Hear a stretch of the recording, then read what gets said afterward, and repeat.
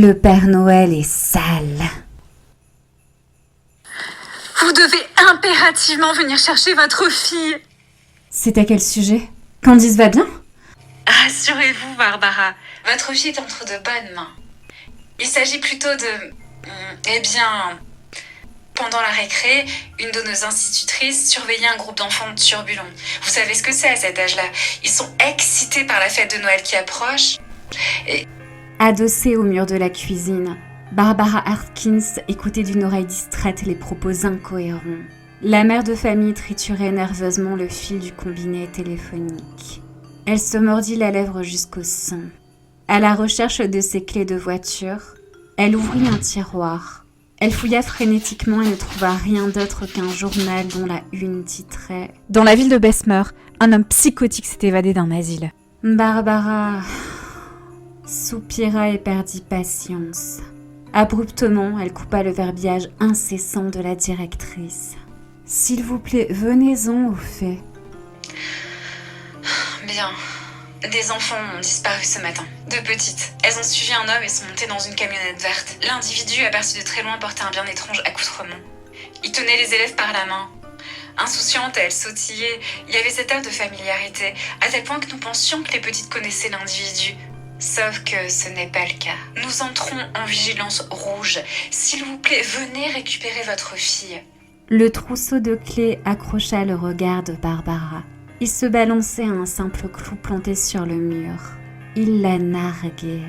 Durant un long moment, les mouvements hypnotiques captèrent son attention, tout comme un véhicule visible par la fenêtre.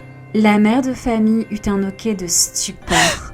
Devant sa maison était garée une camionnette vert sapin.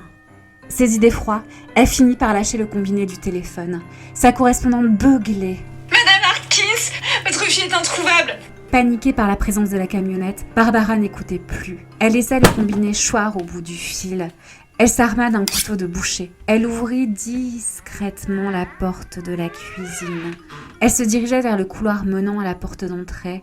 Celle-ci n'était pas verrouillée et elle s'ouvrit, puis se referma. Des bruits de pas précipités résonnèrent. « Maman, je suis rentrée !» Candice, une charmante blondinette, fit irruption dans la cuisine. Elle se ria vers sa mère en état de choc. La jolie tête blonde surenchérit. « Tu ne devineras jamais qui j'ai croisé à l'école. » La porte d'entrée s'ouvrit en fracas retentissant. « Le Père Noël, le vrai de vrai, c'est lui qui m'a accompagnée. » Un bruit de bottes se fit entendre. « Mais je suis déçue. Maman, le Père Noël est sale. Il ne sait pas manger. Si tu voyais ça, il a la barbe puis son manteau couvert de sauce tomate. » C'est lui, il arrive! Devant la mère interdite qui serrait son enfant comme si sa vie en dépendait, la porte de la cuisine vola en éclats. Un homme fit son entrée, le Père Noël. Il était d'une saleté repoussante. Ses vêtements ne dégoulinaient pas de sauce tomate, mais de sang. Des résidus sanguinolents étaient mêlés à sa barbe. Il empestait la crasse et la sueur. Son regard était fou. Il balança sa hotte sur le sol. Des têtes d'enfants au regard mort en sortirent. Elles roulèrent sur le sol jusqu'aux pieds de Barbara et Candice, qui reculèrent en tremblant. Le macabre Père Noël ricana un joyeux Noël, puis se rua vers la mère et sa fille, qui poussèrent des hurlements de terreur.